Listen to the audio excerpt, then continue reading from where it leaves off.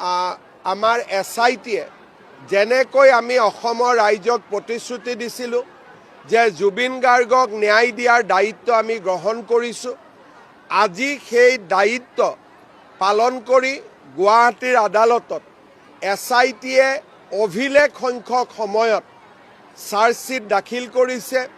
হত্যাৰ গোচৰত আমি কেইবাজনকো অভিযুক্ত কৰিছোঁ। মই ভাবোঁ যে এতিয়া আদালতে সুন্দৰভাৱে এই গোচৰৰ শুনানি কৰি দোষীক উপযুক্ত শাস্তি দিয়াৰ ব্যৱস্থা গ্ৰহণ কৰিব।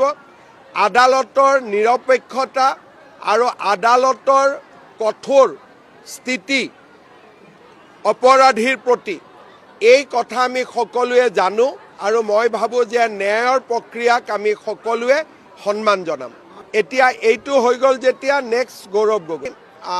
আমাৰ SIT-য়ে যেনেকৈ আমি অসমৰ ৰাইজক প্ৰতিশ্ৰুতি দিছিলোঁ যে জুবিন গাৰ্গক ন্যায় দিয়াৰ দায়িত্ব আমি গ্ৰহণ কৰিছোঁ, আজি সেই দায়িত্ব পালন কৰি গুৱাহাটীৰ আদালতত SIT-য়ে অভিলেখ সংখ্যক সময়ত চাৰ্জশ্বীট দাখিল কৰিছে।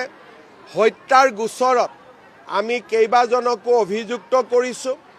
মই ভাবোঁ যে এতিয়া আদালতে সুন্দৰভাৱে এই গোচৰৰ শুনানি কৰি দোষীক উপযুক্ত শাস্তি দিয়াৰ ব্যৱস্থা গ্ৰহণ কৰিব। আদালতৰ নিৰপেক্ষতা আৰু আদালতৰ কঠোৰ স্থিতি অপৰাধীৰ প্ৰতি এই কথা আমি সকলোৱে জানো আৰু মই ভাবোঁ যে ন্যায়ৰ প্ৰক্ৰিয়াক আমি সকলোৱে সন্মান জনাম। এতিয়া এইটো হৈ গ'ল যেতিয়া নেক্সট গৌৰৱ গগৈ।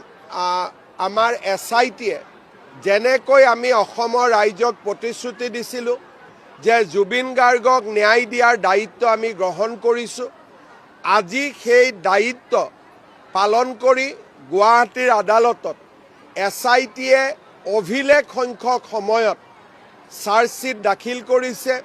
হত্যাৰ গোচৰত আমি কেইবাজনকো অভিযুক্ত কৰিছোঁ। মই ভাবোঁ যে এতিয়া আদালতে সুন্দৰভাৱে এই গোচৰৰ শুনানি কৰি দোষীক উপযুক্ত শাস্তি দিয়াৰ ব্যৱস্থা গ্ৰহণ কৰিব।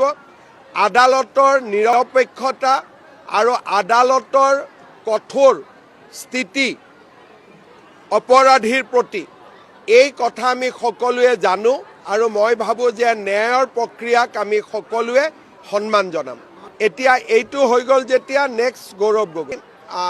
আমাৰ SIT-য়ে যেনেকৈ আমি অসমৰ ৰাইজক প্ৰতিশ্ৰুতি দিছিলোঁ যে জুবিন গাৰ্গক ন্যায় দিয়াৰ দায়িত্ব আমি গ্ৰহণ কৰিছোঁ, আজি সেই দায়িত্ব পালন কৰি গুৱাহাটীৰ আদালতত SIT-য়ে অভিলেখ সংখ্যক সময়ত চাৰ্জশ্বীট দাখিল কৰিছে।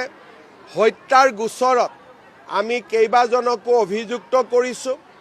মই ভাবোঁ যে এতিয়া আদালতে সুন্দৰভাৱে এই গোচৰৰ শুনানি কৰি দোষীক উপযুক্ত শাস্তি দিয়াৰ ব্যৱস্থা গ্ৰহণ কৰিব।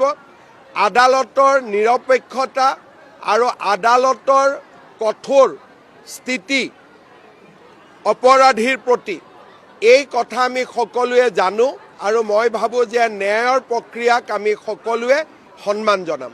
এতিয়া এইটো হৈ গ'ল যেতিয়া নেক্সট গৌৰৱ গগৈ।